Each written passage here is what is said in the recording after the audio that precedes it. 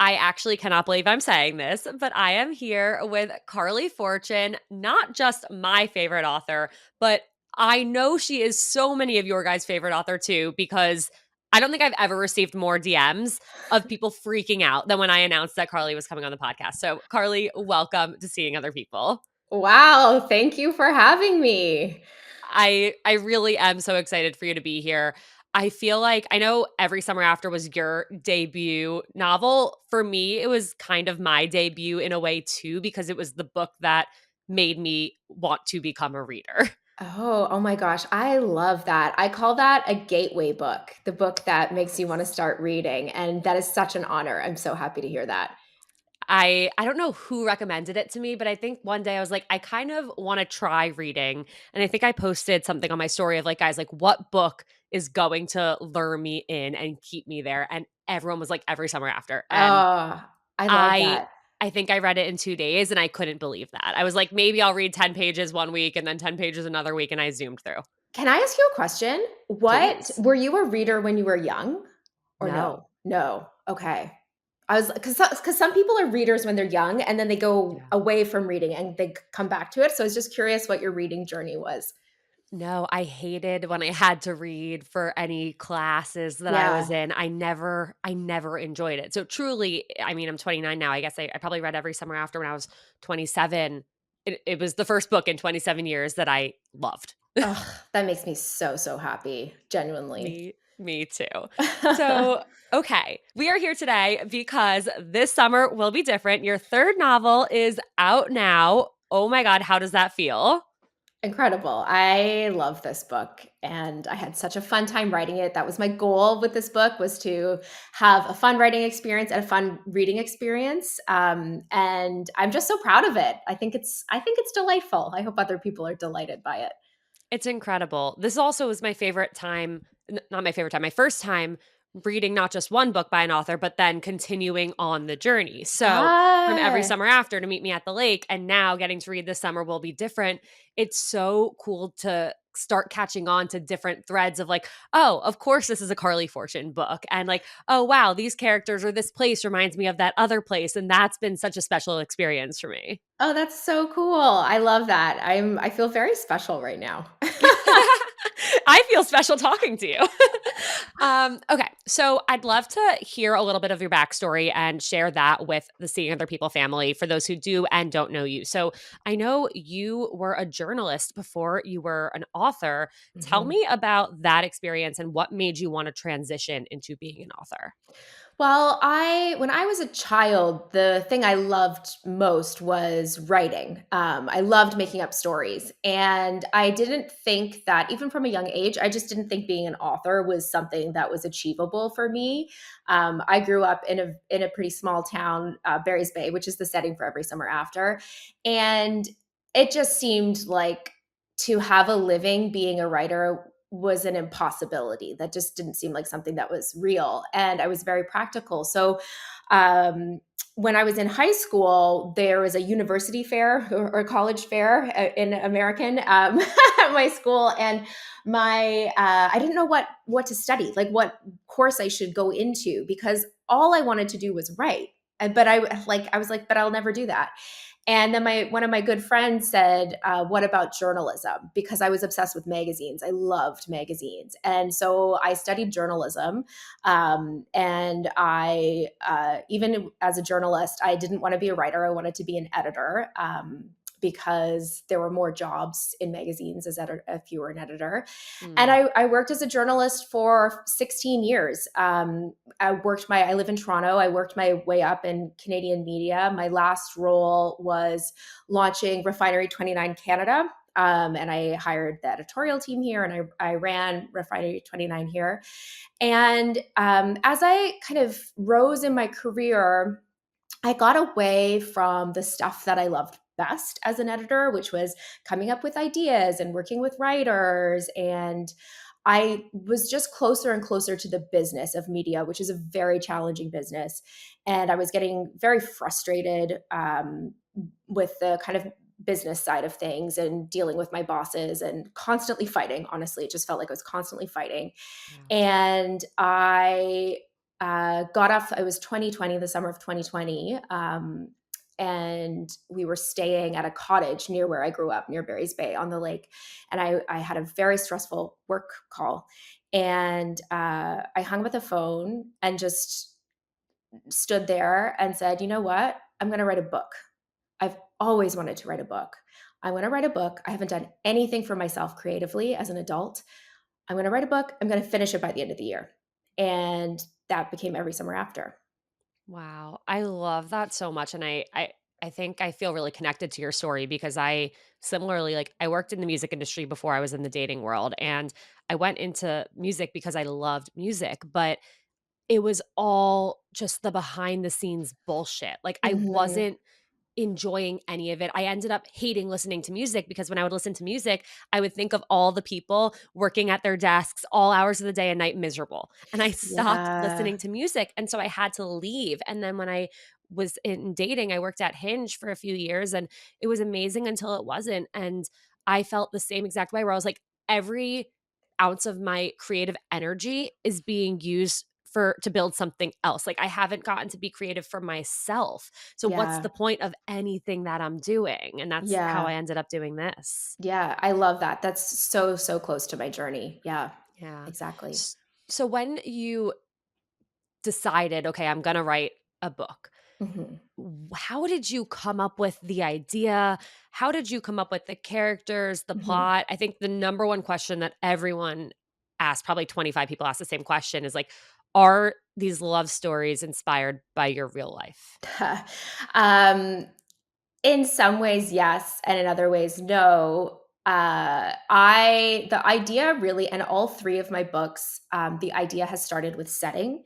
Setting is really important to me as a writer, and I think setting is one of the things I like writing best. And even when I was little, that's what I loved describing, nature. And I grew up. In the bush on a dirt road on the lake. And we lived in this very, very small town of Barry's Bay. And the road that we were on was like in the middle of nowhere, except in the summer, all these cottagers would come up. And so most of the houses on our roads were cottages. And suddenly there'd be kids around, and we spent our days swimming and playing. And my brother had a good friend who had a cottage on the road, and I had girl cousins who had cottages on the road. And it was so magical. And I had a really hard time in school when I was little. I was born in Toronto, but I grew up in Australia. And when we moved back to Canada, we moved to Barry's Bay, where our cottage was, and made that a full time home. And I had a really hard time with girls at school. Like was especially when I first moved there, left out a lot. And the summertime in the lake and cottagers, that was my escape. And uh, so there was part of it. And I was that summer when I decided to start writing, I was back in the area and really thinking about the summers of my youth. My parents owned a restaurant. So when I was older, I would go, much like the character of Sam in Every Summer After. Like Sam is very much based on me in that, I worked with my brother at my family's restaurant. And in 2020, I had read my teenage journals for the first time in one of those early lockdown weekends in March. Oh, wow. I kept journals from the age of 7 until my early 20s. Most of them are from high school. And my teenage years were, there's so much drama. A diary is, and still for me, when I write in journals, which is not that often, it's like all the emotional stuff gets put The onto the most page. dramatic of all The time. the most dramatic, and like the pages are tear stained, and I kept notes that my friends and I passed in class. I kept a note I sent to the boy I liked, telling him I had a crush on him, which I obviously never gave him. I Oh. talked about, like, all those crushes and heartbreaks and friend dramas. There was a letter from my best friend breaking up with me, and I just really like felt like it was like going back into time. And then we were up at the lake, and then I had gone back to see the house where I grew up on at the lake, which was its own kind of like traveling back in past journey. And so when I decided to write a book, I was like, I have to write about how I grew up. I have to write about um being at the lake and that relationship between like locals, like full-time residents and cottagers. And I knew I wanted to write a love story because that's all I could kind of tolerate in 2020 was a happy ending. And I just knew I had to do that. Well, I actually learned for the first time, I think 2 or 3 weeks ago, that for it to be a romance novel, it has to have a happy ending. Yes, yes. That's for it to be a genre romance novel. You need to have a central love story and it has to result in a happy ending. That's right. How do you feel about that? I feel great. I feel good about that. You can write any kind of love story, uh, but romance, if you are a romance reader and looking for a romance, you're looking part of what you're looking for is that happy ending that Mhm. you're going to walk away from a book feeling good.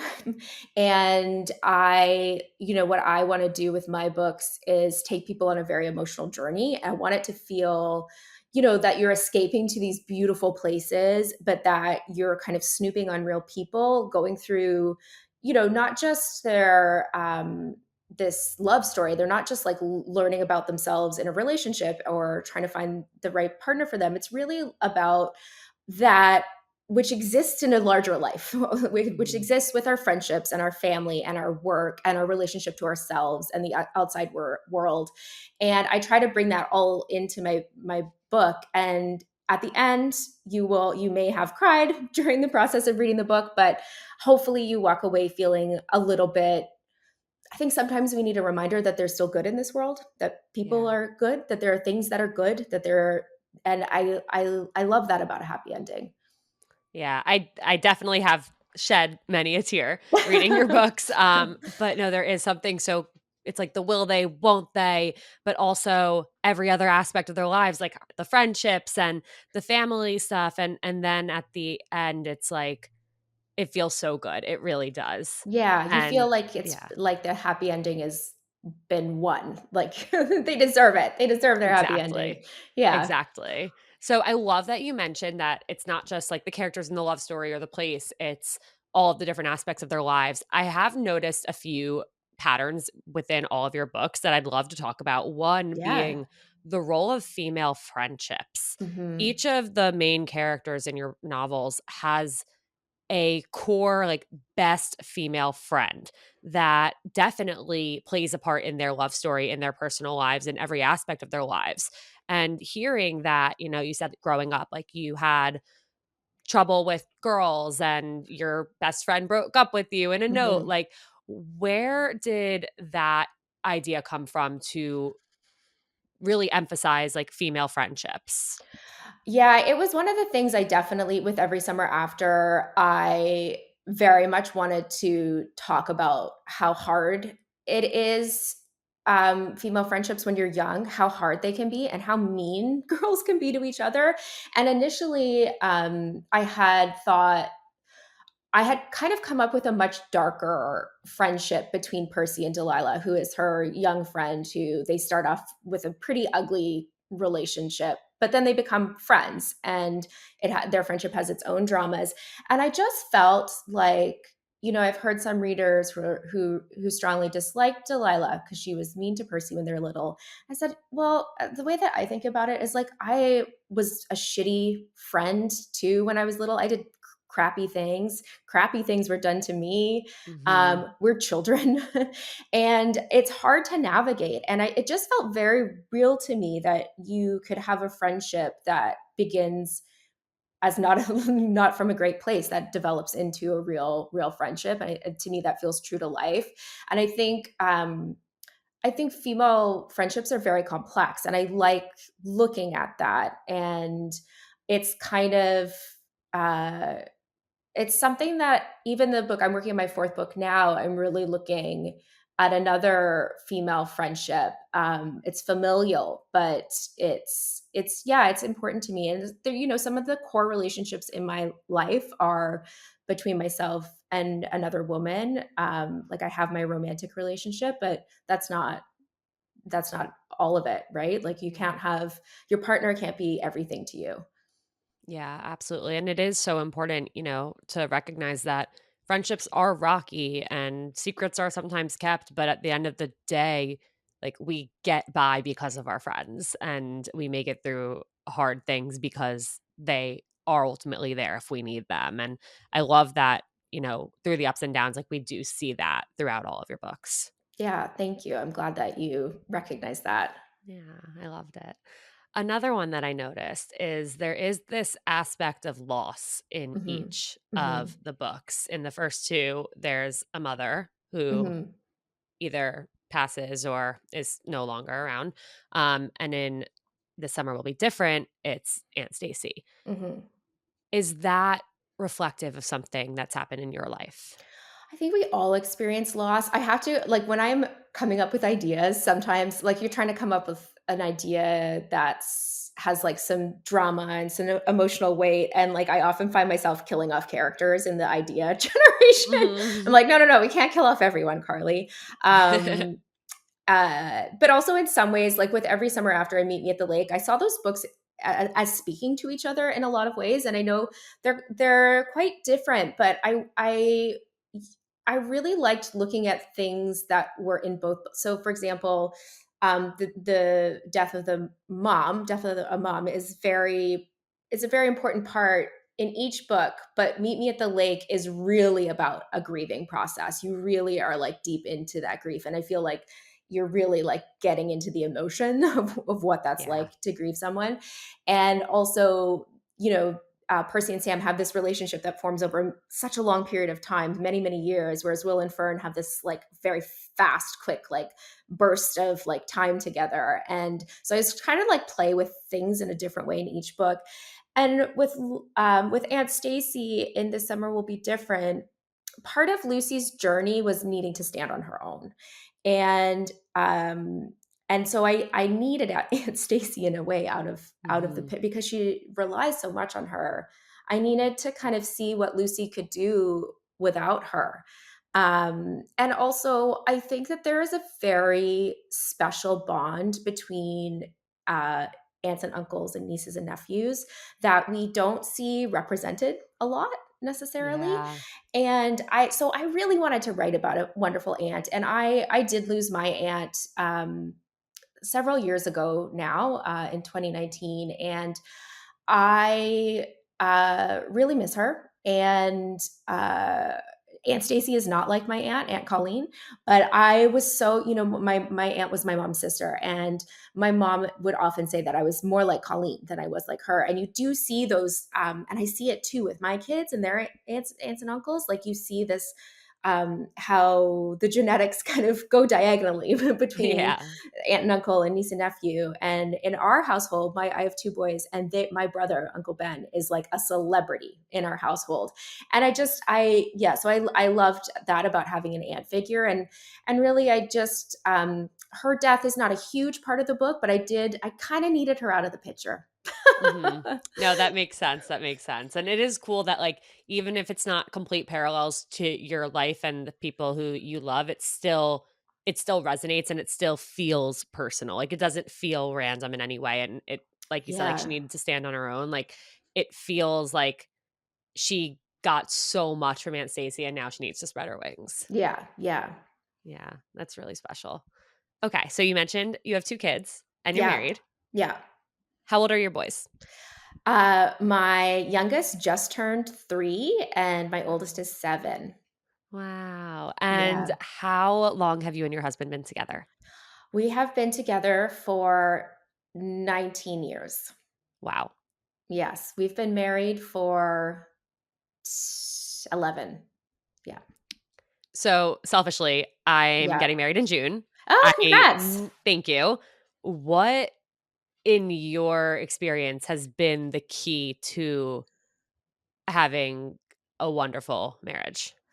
I think marriage, like relationships, is long, hopefully is long. And it has many phases. I've found that our relationship has really had a lot of kind of clear phases. And it has been important to like be flexible. Like we've changed careers, our financial situation, who's like, how our financial picture has changed differently. We became homeowners, we became parents. I had mental health struggles. We've of course had fights. You have ups, you have downs, you have mediums. And I think that um and so much miscommunication. I like it's funny because there's the readers of romance hate when there's miscommunication in the book, but I've recognized more and more, even like we've been together almost 20 years, it's like, oh my gosh, most of our fights are a miscommunication. And sometimes I like will stop and be like, we are having a miscommunication. Like, I think you meant this, you think I meant this, and now we are butting heads. But like, no, no, no, let's just slow down. And I just, I think that we try to speak kindly to each other. We respect each other. We give each other space. We both have lives outside of each other, and I think that's really, really important. And we just like hanging out. Like, we do genuinely like hanging out. But I don't know. I don't know. We're just there's also like we're together because like we come to moments that are hard, and we decide we're gonna figure this out because we want to be together. Yeah. No, I love all of that. That's so perfect. I'm like, my face hurts from smiling right now hearing all of that. Um, how did you 2 meet? We met in journalism school. Mm. Yes, we were in my 3rd year of journalism school, and I, had been in a relationship previous, like, just getting out of a relationship of a couple of years, and Marco, that's my husband, he's a beautiful writer. He was a journalist, he's not a journalist anymore, but he is a gorgeous writer. And so we shared a magazine features writing class together. And that's where my crush on him started, is like he's just such a wonderful writer. And I think that's like when I'm attracted to people, men or women, I like competence. I think is one of the Mhm. like core things I'm attracted to. It's like, oh, you're good at this thing that you like to do. That makes me feel like very attracted to you. And yeah, so it was his writing. And then we all a group of us went out for lunch together in between classes. And because we were in different friend groups, but kind of like started interacting when we were in this magazine features writing class. And he mentioned that he had a nonna, an Italian grandma, and they were having like lasagna that weekend. And I was like, oh, I really like that. I want an Italian grandmother. And we went to see he's a drummer. We went to see his band play, and yeah, he was my crush, and then we went out and just kept going out. A drummer, an Italian grandma, a Yeah. writer. What more could you Yes. ask for? Exactly. Exactly. Has that ever been challenging, or has it been almost like a plus that you're both writers? Like, at what point in your draft experience do you allow him in, or like he re- ask for his guidance? He reads my first drafts after I send them to my editor. Actually, the first 2 books he read them before I sent to my editor, and so did a few friends of those books. But I didn't want him to read every summer after when I was first sending it to friends to read, because it felt so embarrassing. Like, I was afraid he would hate it, and then you're like sitting there watching your partner read this thing you've been like secretly and very privately working on. And but he forced me. He was like, like, you've become this different person, and I want to read this. And so he does read everything. He doesn't try to like force his opinions on me. He'll like It's nice to have him read something, because if I have a question, I can ask him what he thinks. um and then sometimes, like, later stages with The Summer Will Be Different, he was like, I went through a lot of drafts with that book, and I was like hustling to get it finished. And he was like reading it and giving me notes chapter by chapter, which was so helpful, Yeah. because he's got a great editorial eye. That's awesome, like, truly a partnership. I love Yeah, that. yeah. And I completely relate to that feeling of, like, sitting there watching someone, like, read it. Like, if I ever come home and Jake's listening to a podcast episode, I'm like, I put headphones in, like, go in the other room. I cannot hear that right now. Are you No. kidding me? Like, the most judgmental experience in the entire world of me judging myself. Not he's not judging me, I'm judging me, but I can't bear No. But then that. I'm like, "Okay, tell me all the parts you loved." Yeah, exactly. And then sometimes we'll be like, "Well, do you have any constructive feedback for me?" But I don't really wanna hear it. Yeah, totally. Yeah. Are we ever going to get a book of 2 characters who meet in school together? Oh, maybe. Yeah, maybe. TBD, we'll stay tuned. Yeah. Yeah. So, okay, going back to the book, I would Mhm. love to hear what you've learned from the characters, whether it be in This Summer Will Be Different or any of your books. Like, what have you taken away? How have you grown from these individuals that you've created?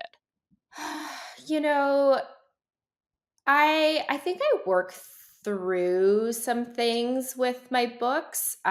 Certainly with Meet Me at the Lake, I was working through my own kind of parenting experience, and mental health experiences. I think with Every Summer After, that was like what I learned was like less from the characters because the characters come so from like within me, and more and like past me really. Mhm. Was more my love of writing fiction. Like, it was like the writing that book was a revelation for me. Like, that book changed me as a person, and eventually, like, it also changed my life. With This Summer Will Be Different, it's funny because I think, Lucy's journey, it's very much like a coming of age story in your 20s, like trying to find how like what you really want your life to look like. You think it's this one thing, but maybe it's slightly different. And what are my dreams and what's holding me back from going after them?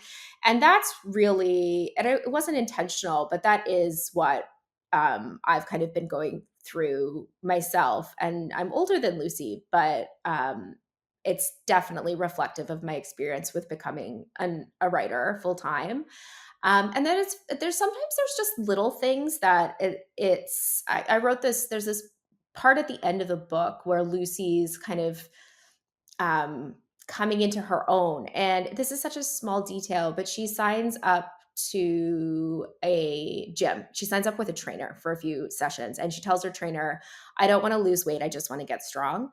And I signed up with a trainer like not long, like I signed up for a trainer at the end of last year. And it was like, I wrote those words and I think I was telling them to myself, like that's what I wanted. And I Mm. didn't realize it at a time. And like, that's what I'm doing with my trainer is like strength building and getting stronger. And and I love it. And it's just kind of funny those ways where it's like sometimes it's me putting my experience into the book, and sometimes it's myself like telling myself things that I need to hear. That's cool, and then, like, months or years later, you're, like, doing this thing or saying this thing, and you're like, "Oh, Yeah. okay, this was marinating in my brain for a while, I just wasn't ready to unlock it yet." Truly, truly. Yeah. Yeah, for sure. Yeah, that's really cool, I like that a lot. How do you, in your opinion, like, make these highs and lows and heartaches feel so real?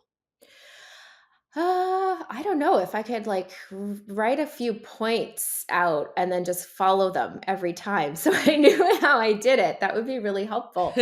Um, I think that you have to establish characters who feel like real human beings. And I do like when I'm working on a story, they do feel very, very real to me. Yeah, And then having stakes that feel incredibly intense for that person. And I with there's like I don't want to spoil This Summer Will Be Different, but it took a while to my editor always wants to cry when I do a book. She's like, you have to make me cry. And this is the moment I want to cry. And with This Summer Will Be Different, it was a lot of toggling to get that right. It was like really getting the emotional journey of the characters tailored correctly so that when something happens, it's like, that's the worst thing that could happen in this moment. And it feels real. Like it feels like this is something that could happen. And my emotion is tied up with this character's emotion. And the book I'm working on now, um, it's been a lot smoother to get there. I feel like I know the characters so well from the first draft that like I'm even crying as I'm writing. Like and I don't know. I should like think about this and try to figure it out what the secret sauce is there, because I'm sure if I took some time I would be able to explain better, but I No, it's apologize. no, don't apologize. It's tough. It's one of those things where, like I said kind of before we started recording, we all go through things and feel like nobody's ever felt that way. And so that's why, like, I feel like when I read the pain that some of these characters are in, I'm like, wow, like that's how I felt and I felt like I was the only person on the planet who understood that. And so Yeah. I think it's really special, and it is so emotional reading the heartbreak that somebody feels, whether it's losing a parent or, wanting to be with somebody that in that moment doesn't want to be with them for some reason. Like Yeah. it's so beautiful how you're able to capture that emotion and that pain in words and like Thank get that you. across. It really Thank is. you. Thanks. I have to ask. I Mhm. get a lot of questions about, do you believe in right person, wrong time? And your books flip flop between like the past and the present. Yeah. Do you believe in right person, wrong time? Sure, of course. Yeah, absolutely. I think that is that the case with all the certainly for Every Summer After, I think that's kind of the case. I feel like those characters needed to grow up. Mhm. Um, and that was the case with Meet Me at the Lake. I think it was like sort of right person, wrong time. Yeah, that makes sense. Yeah, I think we come across so many people in our lives, and uh, it's like there's so many sliding door moments, I think. And yeah, I kind of have to believe in that, right? Like, Yeah. of course. Yeah. You know, and I if you reflect on, like, the people who like, the romantic figures in your past, whether it's, like, a crush or an ex or whomever it or not even that, just, like, someone who you met who you're like, "Well, maybe that could have been a thing if the situation had been different." Like, I think that's true. I think that's true. yeah. It's cool to see though, like, how even if these characters didn't or were not going to end up together, I think there's still so much that in the past or like as they grow up, as they go from their first time being with this person, meeting this person to the future, like there's still so much they take away from that first experience with them. Yeah. And I think that that's like the key in this idea of right person, wrong time is even if you don't end up with somebody, like that doesn't mean there's not like maybe it was the right person in that moment for you, even if it wasn't the right person for the end. Yeah, for sure. Absolutely. Like we're all on this journey to being who we are right now, right? That's Yeah. kind of all we can assume from our journey. Like we've come through this journey and we are the person we are right now, and all of our past relationships and that all leads us to this place. And I think, of course there are situations that are like, well, that was shit. That was very negative and Mhm. I refuse to take anything. I don't want to see that as a growth experience. That's not a growth experience. That was just terrible. But I do think that just because a relationship is over doesn't mean it wasn't beneficial or wasn't Yeah. instructive and I do think that's kind of what when you're dating or finding someone, it's like I don't know, I was always doing this, like you're always comparing who you're seeing now to the people in the past, and and like measuring them. And I think like those, like the learning experiences, and not just like the other person, but like learning about yourself in a relationship and what Yeah. you want and don't want, and like whether you even want it, because I think that's like, let's face it, like not we don't all necessarily want a forever person. And yeah, that's great. I think it's beautiful. Like that's life. Yeah. Yeah, 100%, 100%. Your son, you said your oldest son's 7. Yeah. At what point are you like, have you thought about when he's going to read these books? What does he think you do? Has he asked to read them? And, I'm just so curious No, about that. he hasn't asked to read them. They have no pictures in them. So Yeah.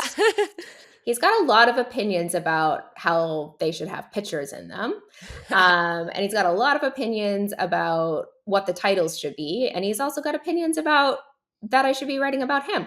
Um, Oh. but no, he's not asked to read them yet. I'm up for him reading them when if he shows an interest, and I hope he does one day show an interest. But and he knows I write books Yeah. for a living, which is so funny. A friend said to me when I was selling every summer after, she was an author. She was like, and I was pregnant. I was pregnant when I was writing every summer after. And she's like, your son, like your children are only going to remember you as an author. Like they're like, you've had this whole other life. And she was saying it like, this is Oh, such a beautiful thing. yeah. You're at this Wow. moment where you're changing careers and that your children will know you as an author. Whereas I myself am like, oh yeah, that's what I do. Whereas I've had this whole other life, 16 years working as a journalist, and then 4 years prior to that studying as a journalist. So to me, like that identity is so strong for me. But they only see me this one. They see me this one way. Or the 3-year-old is like still not. He doesn't really get jobs yet. But Right, right. yeah, That's so true, and that's so crazy because my mom, for as long as I can remember, she was a real estate agent, but before me, she was in banking, and, that's the right. craziest thing to me and something that, to this day, I still can't You picture because can't picture it's it. so foreign. It's such a Yeah. foreign concept. Yeah, yeah, like, I used to be a person who got up early and did the makeup and the clothes and then commuted and then was at Yeah. meetings and, like, was managing people, and, like, that they don't know that person, you know? Yeah, that's so crazy. That's so wild. What is your I know you're writing your next book now. What's your end all be all goal as an author? Um, well, with the books, like my goal with the books is really to provide escape. It's like what we've talked about in bits and pieces. It's like to give you this escape, this feeling like you are like whether you're on a beach or by a pool or by a lake reading, like this feeling of going somewhere beautiful, escaping your world and spending time with these characters that like hopefully feel very real to you and like make you mad or giggling or really like get emotion from you. And um I like what this summer will be different in particular. I really wanted readers to be able to just like taste and smell that book and like immerse themselves in that book. Oh, And I've so, been fully Prince Edward oh Island my for gosh, the last little while. It's been amazing. I love it there. yeah, it is incredible there. It is incredible in Prince Edward Island, and I really wanted to bring that to readers. You did. Thank you.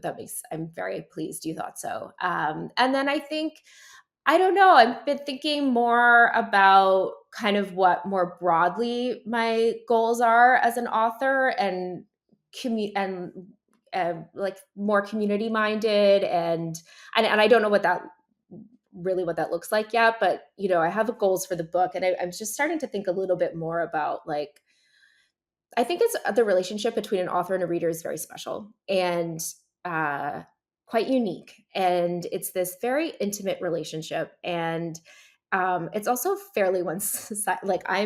It's fairly one sided in that, like, I'm giving this to you, and then you're having your own experience with the work. Mhm. And and that is unique to you, but then there are all these other people having their own experiences with this book, and I think it is a very very special thing. And I've been thinking a lot about what that means and how to um, look at that experience and community in a way of I don't know, building something maybe. Yeah. I love that, and even in my short career as a reader, I've seen like so much community within like book talk and then just like learning Yeah, about different book clubs and even getting on Goodreads. Like I think it is so cool that there is like yes, you're talking to us, like you're giving us this thing, but then we all can bond over it. And yeah, I imagine like people who are really involved in the reading community have like formed so many friendships for because of sure. books that they've both loved, and I think that's really, really special, and it's such a cool thing to know that you're thinking about that and, like, trying to figure out a way to even deepen that. I think that's really special. Yeah, yeah. I Yeah, I I hope love so. that. This has been incredible. I do have one last question, and this is Sure. my favorite question to ask every guest on Seeing Other Ooh, People. okay. What is the best piece of dating or relationship advice you've ever received or have to give? Ooh. Gosh, it's been so long since I've dated. And did I ever get any dating advice ever that wasn't from, like, the pages of a teen magazine? I don't think I did. Um, Gosh, what's the best advice you've gotten? Oh my god. Oh, I think there are 2 that stick out to me, and one is that, like well, I guess they're both more relationship advice, but one's that, like, Mm, a relationship isn't 50-50 because you can't just give half and hope that they're gonna give half too. You both need mm, to aim for 100 because on days when you can only give 80 or 60, hopefully they can give 120 or 140 and yeah. vice versa. And I think the other piece of relationship advice that has really stuck with me is, when there's an issue or a problem, it's not you versus your partner, it's the 2 of you versus that problem. Like, you Mm, gotta be a team. yeah. Yeah, that is important. That's very important. I think, oh, I had one and now I'm losing it. Oh, I remembered it. I remembered it. Yay! Victory. Wow. Okay, so this I think is a piece of advice for not just like dating or a romantic partnership, but just for relationships with people in general, which is that you cannot control people.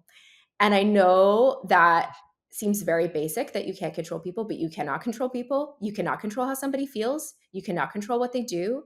You can only you can only deal with your reaction Yeah. and your responses.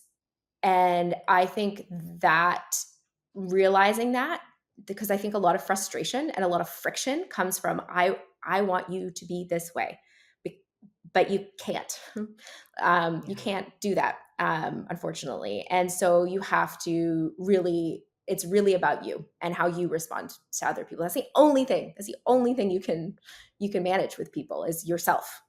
Yeah. It's on one hand, it's frustrating, but on the other hand, it's almost empowering. Like, it should be empowering that Yes. you have full control over your actions, your reactions, your words. And even though you can't control what they do, like if somebody does or says something that doesn't work for you, doesn't sit right with you, you actually have the power to walk away from it. Yeah, you get to decide how that Yeah. happens, or you don't work like whatever your decision is. And I'm not saying that that's easy, but I think it is. The more I've kind of come to realize that it's like, okay, like, everybody else is doing their thing. Yeah. I can't control their thing. I can only control my thing. Absolutely. I love that. I'm so Yeah. glad you found it. I'm so glad it came back to Oh you. gosh, that I love it.